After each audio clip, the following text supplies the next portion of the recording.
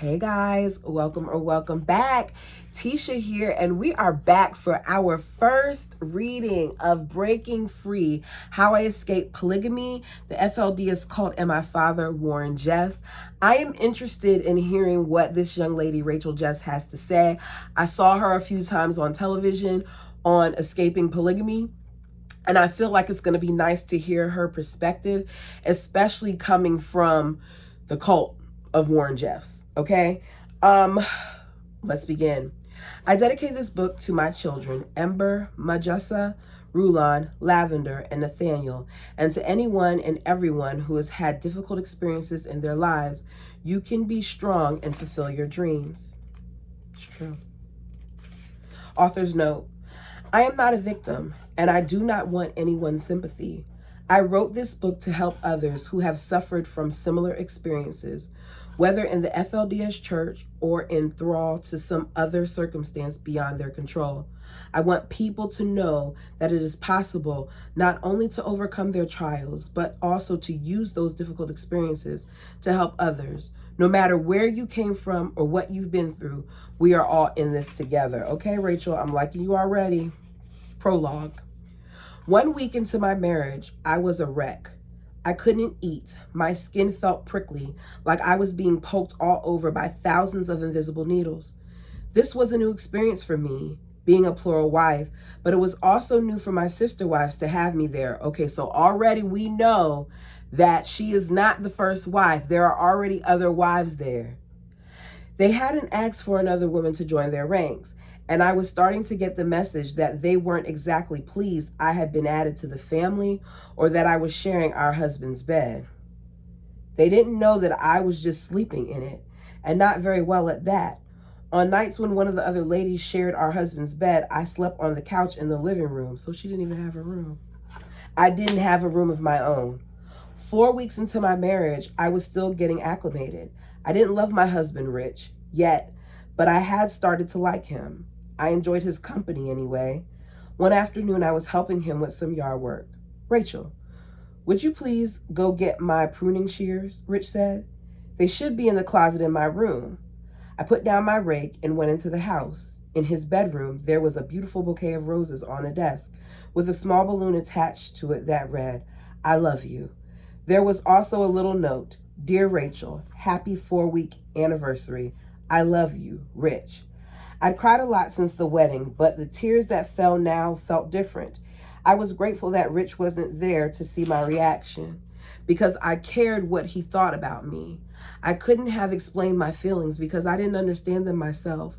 I found the shears and went back outside. Thanks, I said as I handed the shears to him. Rich smiled at me. I wanted to do something for you. I like it, I said, and meant it. It was a full 2 months after our wedding before I finally summoned up the nerve to ask Rich for a baby. I had been way too frightened to be intimate with a man I met only 1 day before he became my husband. I was still a little scared, but he had a big grin on his face when I said it. Do you know how to make a baby, Rachel? Rich said, with genuine concern in his voice. The church separated boys and girls before puberty hit. At home and at school, we were kept apart. Crushes weren't allowed. Dating wasn't even an idea. Marriage was our introduction to intimate relationships. Nonetheless, I said yes. Oh, wow. You never knew him till the day before you married him. You marry him, at least he was kind enough and he had not forced her into anything and she hadn't been intimate with him.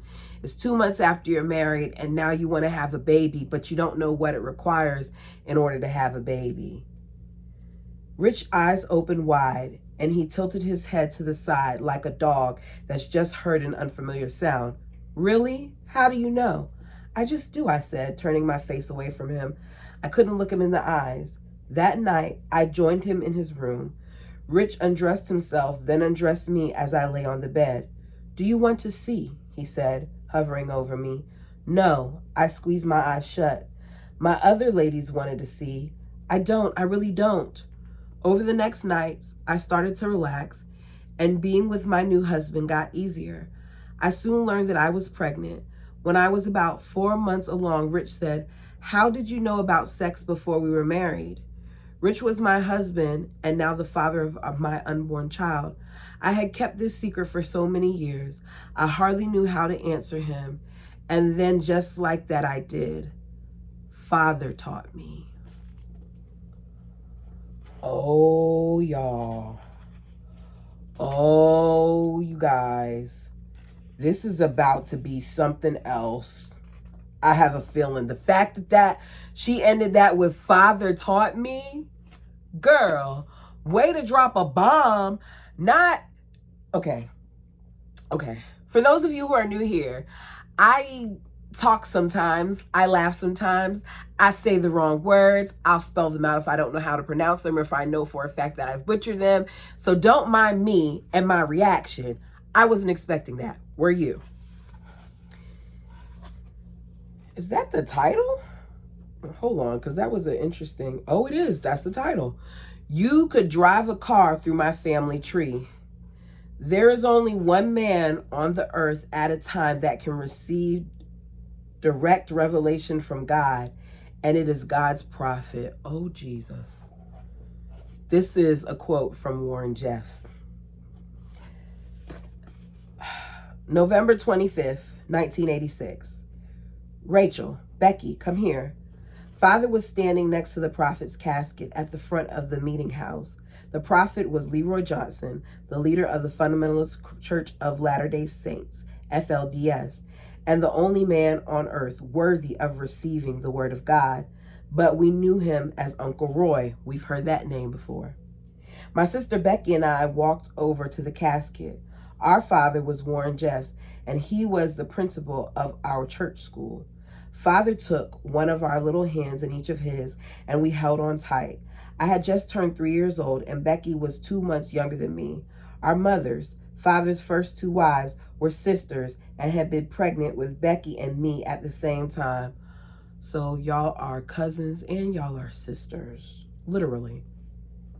Can we get these girls a stool so they can see? Father asked. One of Uncle Roy's wives standing in line, waiting to pay their respects to Uncle Roy. I could hear people crying. A lady with gray hair brought over a small yellow stool and placed it in front of the casket. Father helped me up onto it first. I had never seen a dead person before. I looked inside the coffin, curious and frightened, at the withered, pale figure laying there. He didn't look at all like the bald man with the benevolent smile I'd only seen in pictures. He was so very old, and his face looked white and fake. He had been sick for a long time. I hadn't met Uncle Roy while he was alive, but I knew he had been the leader of the church since before my father was born. Father leaned into me, put his mouth next to my ear, and quietly said, Uncle Roy was the greatest man on earth. Rachel, I want you to never forget what a privilege it is that you have seen the prophet. The most important rule in the FLDS religion is this: never question the prophet. Even after Uncle Roy's death, Father continued to read his sermons to us every day at 6 a.m. before breakfast, before we did anything else at all, in fact. These readings were considered vital to our spiritual growth. Uncle Roy's teachings were very specific. People in our church should conduct themselves with humility and obedience to the church, to our parents, to our husbands. Women had to wear long dresses with long sleeves to their wrists and skirts to their ankles. Boys should not so much as touch a girl's arm before marriage. The prophet determined who and when a person should marry. With Uncle Roy's passing, my paternal grandfather, Rulon T. Jeffs, assumed the mantle of prophet of FLDS. While Grandfather Rulon was still alive, Father preached to us about the prophet from the stand at the meeting house and from his living room chair almost every day. God and the prophet do right, Father said. Being the descendant of a prophet made you something like royalty in the FLDS. I and some of my siblings had prophet blood on both sides of the family. Uncle Roy had been the prophet since 1949, 3 years before declaring our church a completely separate entity from the Church of the Latter-day Saints in Salt Lake City, commonly called the Mormon Church. Before that, our church had considered itself a subsidiary of the main church in Salt Lake, but in truth, Uncle Roy's declaration was kind of a formality. Our people had already been excommunicated from the traditional LDS church back in 1935 for refusing to give up polygamy. In those days, the prophet had been John Y. Barlow, whose older brother, Ianthus? Ianthus Barlow, was my maternal great-grandfather. He left the church when his brother became the prophet because he didn't want to follow his younger brother, but he continued to practice and teach his family to live polygamy. More than 4 decades later, in 1978, Ianthus' son, Isaac Barlow, my mother's father, rejoined the church with his family. By then, Uncle Rulon was prophet. The Barlows stayed for only a few years, but it was long enough for Isaac's daughter, Antoinette, and 3 years later, his daughters, Barbara, to marry a young school teacher named Warren Jeffs. Both girls were 17 years old at the time of their weddings. I was born in Salt Lake City in 1983, the oldest child of father's second wife, Barbara Barlow. That made me the first child born into his polygamous family, his first, plural, child. My sister Becky, who was summoned to Uncle Roy's casket with me, was born to Barbara's older sister, Annette technically making Becky my cousin as well as my sister, although we never thought of it that way. It wasn't uncommon for sisters to marry the same man. There is no way, and I've said this before, there is no way that my sister and I are going to date, let alone marry the same guy. Not happening. Blech. It was right after my mother's wedding to father that her family, the Barlows, left the church again. They objected to my mother's not being allowed to choose her husband, but Uncle Roy had told my mother to marry my father, and that was that. The Barlows took all of their other children with them when they left, leaving Annette and Barbara to their fate within the church. According to the FLDS church, leaving is the most wicked thing you can do. And father taught his young wives that they were so very blessed to have married him because the Barlow family would all be down in hell, and only 2 of them were good enough to escape damnation. What kind of crap is that to say? I don't know if this was why Mother Annette and Mother Barbara weren't affectionate with their children. I knew my mother loved me, but she was hard to get close to, and she didn't talk very much. She would never hug one of her children for no reason. It just wasn't her way. Mother Annette was the same with Becky and her other children. Father sometimes said it was up to him to be both mother and father to us, as though it was his role to be close to the children. Yet the mothers who came later, who came from families in the church, did not withhold their affection from their children. This is how I grew up in Sandy, Utah, a suburb of Salt Lake City, knowing that we were different from everyone else. Our families were large, we dressed modestly, and our hair had to be braided a certain way. We belonged to a church the outside world didn't seem to understand. It's good to be different, Father would often say to us children. If we were like everyone else in the world, we would be very wicked like they are. That is why you children are so special, he said, because you are privileged to know the prophet, the greatest man in the world. He gives us teaching straight from the Heavenly Father.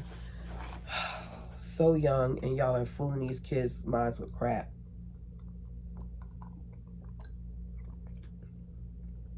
As principal of our private church school, Alta Academy, Father had full control of what we learned. It's just too much power for one person. Every morning at the beginning of the school day, there was morning class held in the meeting room, which all of the students attended together. Father taught us about the dress code, about keeping our bodies covered, and that the boys must not touch girls and vice versa. Afterward, we all lined up and went off to our various academic classes. The boys and girls shared classes through 5th grade, and the boys and girls were separated, and the girls no longer had any communication or social life with the boys. None of the teachers at the church school had gone to college, including Father, but Father was a very good teacher all the same. He taught himself how to program computers, and he could explain math all the way through trigonometry. Oh, wow, Trig. Not knocking it. I'm just saying this man is able to hold all this power. There are plenty of intelligent people who have done great things that do not have college degrees. My father is one of them. I'm just saying it's like all of this power is with this one man. We were also taught reading, science, history, and English up through 8th grade. In addition, we were schooled in the history of Mormon Church, at least as the FLDS saw it. We learned that Joseph Smith had been a chosen prophet of the Lord, and that the Mormons had been persecuted and driven from their land in the 19th century. We were taught that the world was always and would always be against us. Our only protection was to obey the prophet. And if we ever left the church, we would be damned. And of all hell's angels, we would be the most miserable. If we were good and stayed sweet, then we would be blessed. There goes that stay sweet thing. We've heard this before. We heard this in Kristen Decker's book. We live in a lovely area at the mouth of Little Cottonwood Canyon, about 6 miles east of downtown Sandy. And Father often took us hiking up the mountain across the street. Home was in an unremarkable brick house built in the 1970s, but there were 8 bedrooms, one for each mother, and the children shared with the siblings closest to our own age, which were usually half siblings. Boys and girls not only didn't share the same rooms, but were forbidden to enter one another's rooms ever. Becky and I were allowed to watch a couple of kids' movies when we were little. I remember Bambi and Cinderella on our VCR in our grandmother's bedroom. We were also allowed a few children's books and school books from which we learned to read. Books from the outside world, Gentile books, were monitored very closely. Romance titles especially were forbidden. It was wicked to even think about a boy, let alone like one. So you're not supposed to see these boys. You're not supposed to touch these boys. You're not supposed to think about these boys. But when the prophet is ready, he's just going to marry off to one of those boys that you've never really encountered. Make it make sense. We had very little money. Father didn't earn much of a salary as the principal of our church school. Most of the family's income was generated by Mother Barbara, who did commercial sewing out of the house. We had several large industrial sewing machines in the family room. Sometimes we children would help Mother clip threads and turn her finished products right side out. But with so many of us to support, there was still never enough. Father refused to live off the government, so we did not have food stamps, Medicaid, or any of the other kinds of assistance that other FLDS families relied on when they needed to. As a result, all of our furniture and bedding came from secondhand stores. Nothing matched. There was ugly pea green carpet throughout the house, and our hideous secondhand couches were embarrassing. I loved it when every once in a while we get something new from Kmart or some other discount store. I dreamed of having a beautiful home with matching couches in the living room, coordinating rugs and towels in the bathroom, and my own bedroom where the furniture and decor harmonized. There were several bedrooms, but there was one no one could use unless you were in danger of wetting yourself. That one was off the mud room by the kitchen. We called it the mud bathroom. It was always messy, and the toilet seat was always freezing. Since no one liked to use it, it was a good place to hide and read a Gentile book if you could get your hands on one. Every morning, Father drew up a list of chores for us, and no one was left out. He would put a mother and a certain children on kitchen duty to prepare the meals and clean up. Another mother and several children on house cleaning. A mother and older children were tasked with tending the younger children. Every day, one mother and one of us girls was assigned to laundry duty, and it took all day. Laundry was an enormous chore, and I hated it when it was my turn. There were no laundry hampers, so there were always great piles of children's clothes on the floor. The entire family's laundry pile looked like a mountain to me, and it had to be sorted and folded into each person's individual basket. One mother overheard me complain about having to do all that folding and yelled down to the basement to me, "You can't come upstairs until it's done." Complaining was considered a sin, so my punishment could actually have been more severe. We had a nice-sized kitchen, but mostly empty cupboards. It seemed like there was never enough food to eat, and what there was we children thought was pretty yucky. There were years when we didn't eat much milk or meat, and we never had sugar or any kind of processed cereal or candy. The mothers would get buckets of raw honey when they could afford it. Mostly we substituted and subsided on homemade whole wheat brick bread, mush, beans, veggies in the summer when we grew them, and a lot of brown rice. Oh, wow. In other ways, our childhood wasn't so different from what children outside the church experience, except we had a bigger family than most. I was the third of 7 girls in a row before Father's first sons were born. My sister Becky and I were practically twins. We shared a bedroom, secrets, everything.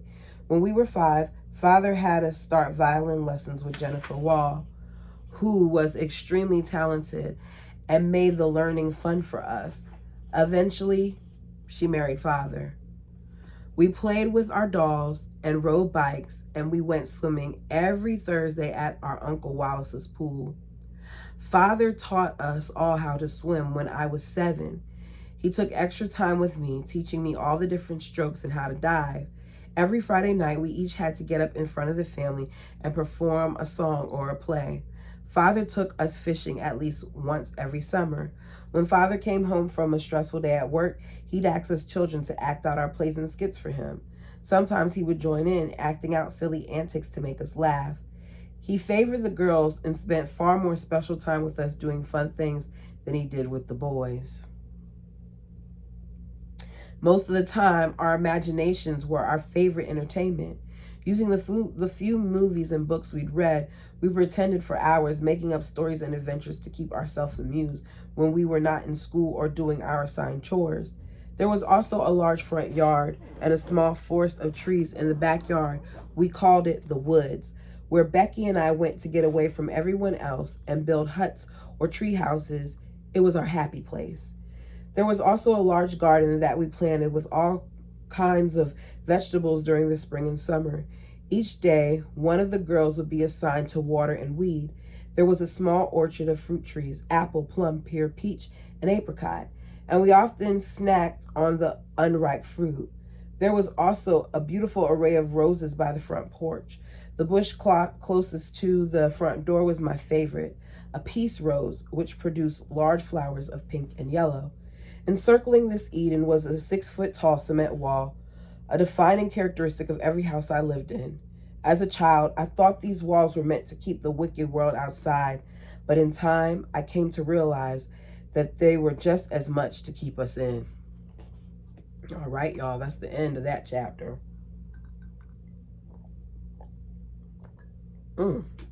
It's something about ice cold water. Okay, sins of the father. Rachel, Father wants to talk to you on the phone, my mother Annette said one day in the summer of 1992. I picked up the handset. Rachel, come over to my office, Father said. Father had recently started singling me out for special attention, inviting me to spend time with him without the other children around. At that time, there were 7 of us girls and 3 little boys, aged 3 and younger. I had no idea why he chose me above all others. He'd taken me for a drive or shopping or to eat at a restaurant.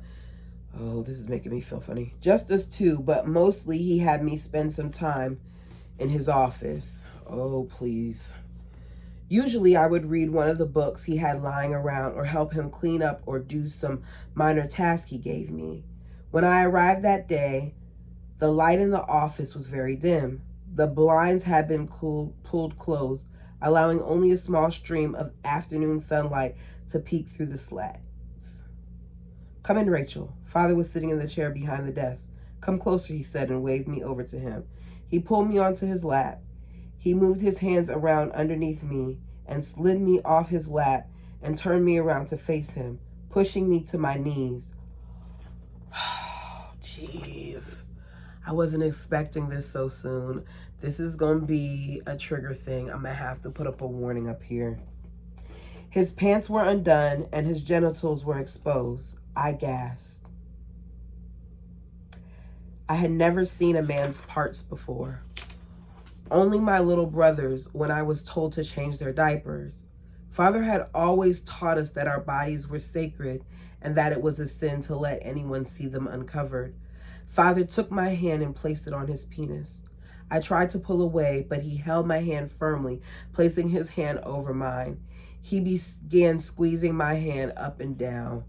Y'all, this man is sick. This man is sick. Not only is he having a child do this, which is vile, this is his daughter. And as soon as I read that he was paying special attention to her, it made me get a feeling in my stomach like I was anxious. And you very much so, a lot of times, have to believe your gut, because this man is, I knew he did some stuff, but I did not know that he did this to his child. I closed my eyes and turned away, but with his free hand, he reached for my chin and turned my face back toward him. Rachel, look, this is what a man looks like. I was so frightened. I wanted to run. I wanted to scream. I wanted to cry my heart out, but I didn't dare do any of that.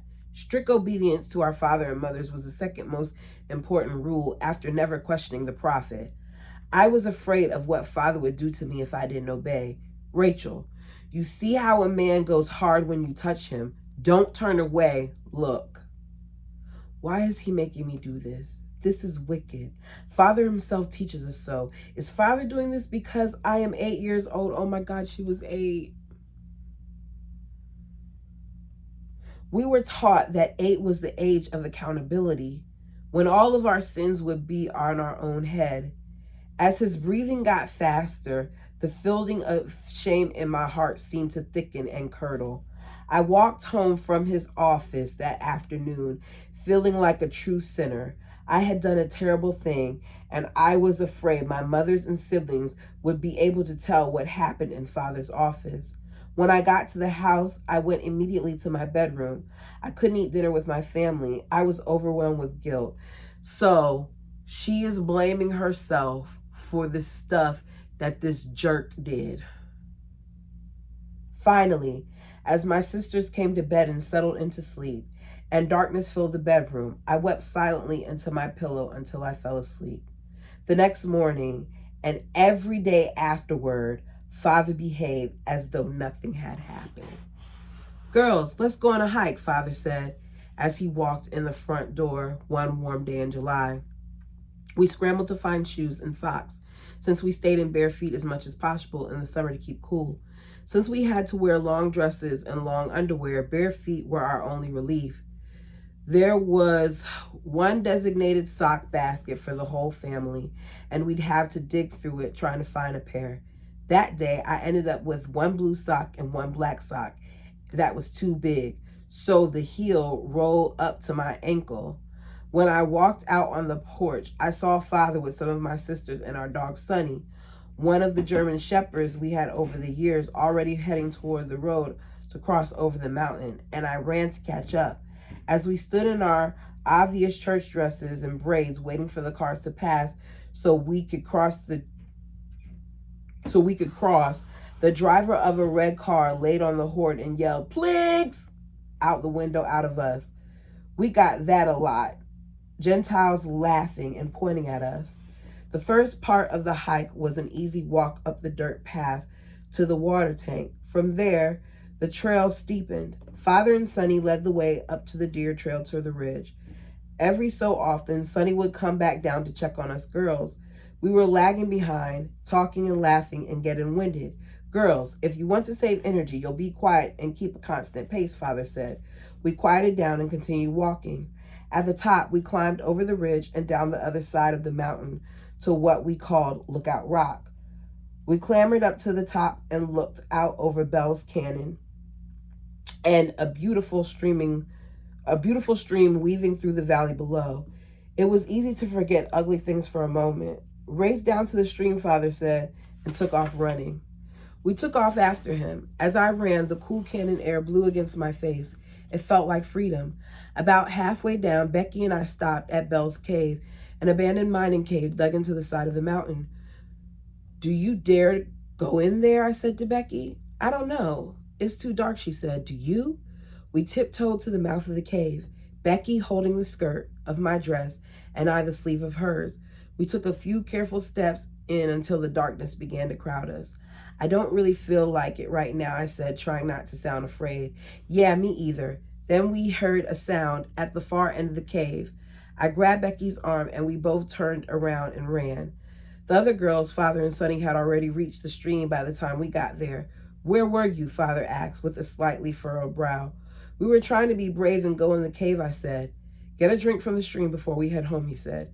We cupped our hands into the ice-cold water and drank our fill. It was a treat on such a hot day. As we headed back down the mountain towards home, Father and Sonny walked ahead. Becky and I took our sweet time. Suddenly, we heard a loud screech, followed by yelling. In the distance, we could see Father running toward the road in front of our house. Becky and I started running to catch up. Go straight to the house, Father said. Don't come over here. Marianne had been walking with Father, and she helped us younger girls to cross the street, but she was crying. The lady in the car didn't see Sonny running across the road. Marianne said Sonny's back right leg had been ripped off during the accident. Oh, wow. While we sat in the hall and cried, Father went to get someone to put Sonny out of his pain. I'm sad about it, Sonny, but I'm glad it wasn't one of you girls. I'm sad about Sonny, but I'm glad it wasn't one of you girls that had been run over, he said when he came back in the house. That night, after the evening meal, we had family prayer, and Father thanked Heavenly Father that we were all safe. Then he hugged us all good night and sent us to bed. What in the world? 3 days later, I was on the swings with Becky when I heard Father call out, Rachel, from the path that led to the school. A shudder ran through me. I avoided being alone with him for the last week or so since my last visit to his office. I slowly slid out of the swing and walked toward him, my eyes on the ground. Come clean my office for me, Father said as I approached. Will you? I knew saying I don't want to would anger him, although that was exactly what I wanted to say. He expected my obedience. Yes, I said, and I continued walking with him a few steps behind. Rachel, why aren't you walking by me? I knew he knew why, but I caught up to him, keeping my arms folded to avoid any contact and trying to convince myself to ignore the bad feeling I had about this. When we reached the school, I climbed the stairs to his office behind him. He put the key in the door, which was always locked, whether he was in there or not. His sister, Rachel, the principal's assistant, was the only other person who had the key. I decided I would clean Father's office as quickly as I could and get out of there before anything weird happened. I got the cleaners and the rags out and started washing down the windows. Father took a seat on the couch while I worked. My hands were shaking as I straightened the phone and the papers on his desk. I vacuumed the floor and put the chairs in their proper place by the desk, and then I was done. Rachel, come here. I looked over at him. His pants were undone and his penis was visible. How many times is he going to do this crap? Come on. And this man got away with this crap for years. Jesus. Come here, Father said again. Terrified, I slowly walked toward him. When I was close enough, he took my arm and pulled me onto the couch beside him. He placed my hand on his erect penis and began moving it up and down. After a few minutes of doing that, he stood me up, lifted my dress, and pulled down my underpants. He sat me on his lap, returned my hand to his penis, and put his hand between my legs and began to rub. He didn't say a word as he did these things. Father wasn't just my father. He was the son of the prophet, the principal of our church school, the man entrusted with the spiritual education of all the children, most especially his own. When he was done with me, Father said, "You can go home." Whew. The sun on my back gave me some relief as I walked back to the house.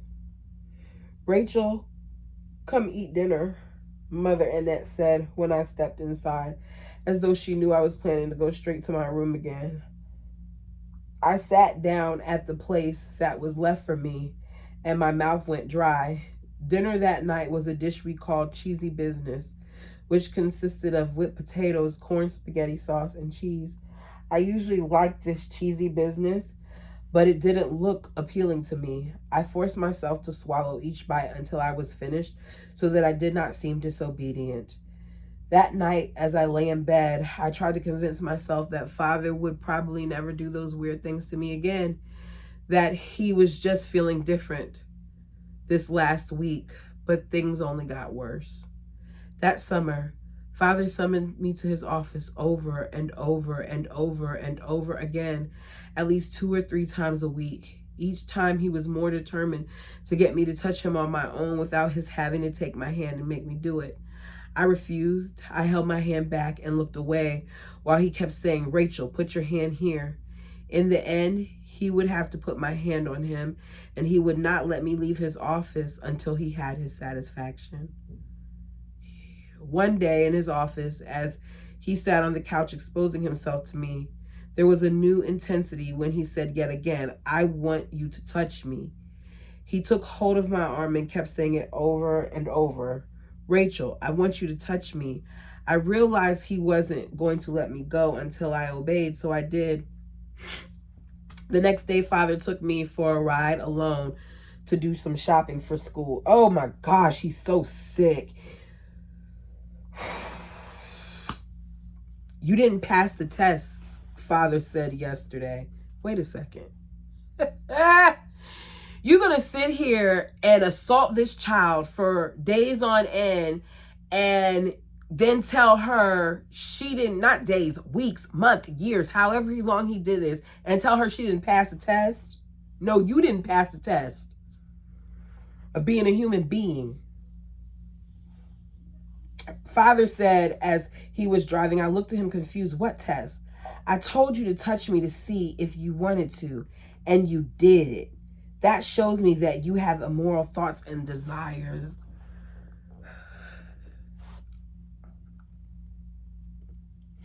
He tells me I must obey him, and now he says he was just testing me?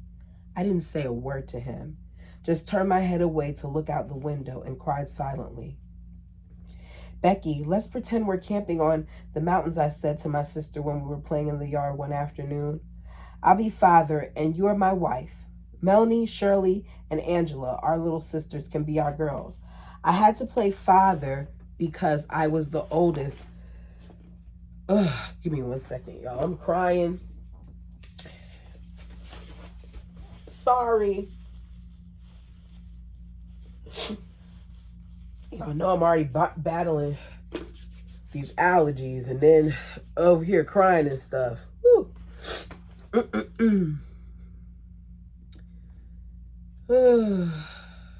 I was the oldest girls playing.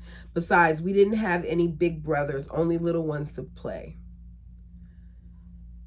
Becky went to get our sisters to join us. As I started gathering up camping things for our adventures, an old backpack, some play dishes, a blanket. Almost every time we played pretend, we spent more time setting everything up than actually having this adventure. It didn't matter. We thought it was fun, and we stayed out all afternoon until Mother Gloria, Father's third wife, called us in for dinner. I hated to go in and break up the spell of a normal childhood. "Rachel, do you want to come and ride with me?" Father asked. By this time, I had enough experience that I could sense when he had that fishy feeling about him, but I was afraid to defy him. He held so much power that no matter what this girl thought, she felt like she had to obey him. In the past, when I had disobeyed him, he punished me or withdrew privileges from me. He might take my sisters and brothers on an outing and tell me in front of them, "Rachel, you can't come with us." My siblings assumed I had done something naughty and they would treat me badly for it. Meanwhile, he's been doing stuff wrong, and because she doesn't want to do it, he's punishing her. That hurt more than what Father did, and I couldn't bear it, so I had to make a choice. To keep my family's goodwill and affection, I had to stay on Father's good side and do what he said. It was worth it to me to have my sister's approval, even if they hadn't the slightest idea of what I was going through. Father took me on a drive up the canyon that day, up to the top of the mountain. When he stopped the car, he said, "I need to use the bathroom. I'll have to go to the trees. You come and stand guard." He told me where to stand and walked off a little ways. Rachel, come here," Father called out. Not a minute later. With dread anchoring my feet, I had to drag myself step by step towards him. I stopped a yard from where he stood. He had his back turned to me, but I could tell he was uncovered. Rachel, come right here. I took another tiny step close enough that he could reach for my arm and pull me around in front of him. There's a bunch of mosquitoes on me right there, Father said, pointing to his genital area. I need you to get them off me. No, please, I said, trying to look away. Yes, I need you to. He pushed my head. Oh, Lord. He pushed my head towards his genitals. I was short enough that I didn't have to bend down very far. Get them off. I pulled away, but he pulled me back toward him. Right down there. Get them off. I began to cry, but I tried to angle my face away so he wouldn't see. I didn't want him to know. Rachel, if you want to get this over with, you'll have to do what he says. Just do it and it will be done. I opened my eyes. My father's intimate parts were right in front of my face. There are no mosquitoes, I said. Yes, there are. Father wasn't going to let me go until I touched him one way or another. So I pretended to brush away the mosquitoes. Oh, goodness gracious. When I was 10, Father started taking me to the bookstore and the libraries to show me pornography. What? He would park me in the children's section, then go to the back of the store where the adult books were shelved, choose whatever he wanted to show me, and bring it back to me. To the other patrons, it looked like a loving father was simply reading to his children. Rachel, look what men and women do together, or look what men and women do to themselves. He did this out in the open in the library. If the children's section was busy with other kids, Father would have me follow him to a different section of the store, say gardening on earth science, where there weren't any customers around, so he could explain to me how babies were made and born in great detail. Father, I don't want to see. I want you to look at these pictures. Father put his hands on either side of my head and forced me to look. I was embarrassed that other people in the store could tell I didn't want to look at what he was showing me, so I always ended up obeying him. Many times he would take me back to his office, undress himself and me, and then have us imitate, minus the actual penetration, the positions in the pictures he had just shown me. I rejoiced every time Father got a new wife, because with each new marriage, he left me alone for a few months. Father married his fourth wife, Brenda Jessup's, in the spring of 1993. When he married Monica Sue Jessup, his fifth wife, in September 1995, he left me alone for 6 glorious months. I loved those 6 months of freedom, and I love Mother Monica for keeping him occupied. I spent a lot of time with my sisters during those months, pretending we were camping in the woods in our backyard. One day I said to Becky, let's play like we are Gentiles, and after a while we turned good. Melanie is your girl, and Shirley and Angela are my girls. Levi, the oldest of our little brothers, can be the preacher who convinces us to mend our ways. We all rolled up our sleeves and leggings to expose our limbs like the Gentiles. We set up our homes by making little huts out of branches and pretended our bikes were cars for transportation. Let's go on vacation together, I said. We got on our bikes and rode around the house. When we got to the glass door, we got off our bike and admired our bare arms and legs in the reflection. It didn't occur to us that anybody inside the house could see us. We hopped back on our bikes and headed back to our huts in the woods. 2 minutes later, Mother Barbara came out. Father wants you to put on your pajamas for having bare arms and legs. But Mother, I said, we were about to turn good. Levi was going to teach us about the gospel. Do what Father says. We went in the house and put on our pajamas. While we changed, Mother Barbara answered a phone call. Father wants you girls to walk over to his office, she said. Please, no, we said. There were lots of people at the school. It was late summer and the teachers were getting their classrooms ready. We'd be humiliated, paraded around in our pajamas in the middle of the day. But as always, disobeying was not an option. Father's oldest brother, Leroy Jeffs, was in his office when we arrived. I was embarrassed that Uncle Leroy saw us in our pajamas. Have a seat, Father said, motioning to the chairs in front of his desk. I'm going to spank you because you know what you were doing was wrong. Why would you ever want to be like the Gentiles? They are filthy and immoral. So the Gentiles, me, I'm wrong for showing a little bit of something. Meanwhile, this This man is over here doing all types of immoral things to his daughters, but we're wrong.